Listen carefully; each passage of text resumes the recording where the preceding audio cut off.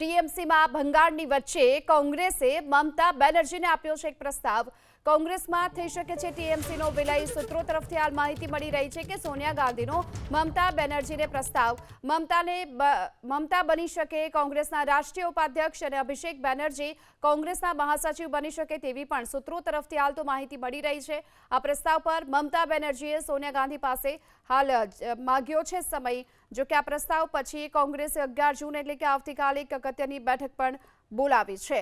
પશ્ચિમ બંગાળના રાજકારણમાં હાલ આ મોટો વળાંક જોવા મળી રહ્યો છે। વિધાનસભાની ચૂંટણીમાં મળેલી કારમી હાર બાદ તૃણમૂલ કોંગ્રેસમાં મોટા પાયે જ્યારે ભંગાણ સર્જાયું છે અને પાર્ટી જ્યારે પતનની અણી પર છે, આવા સમયે સોનિયા ગાંધીએ મમતા બેનર્જીને આ એક મોટી ઓફર આપી।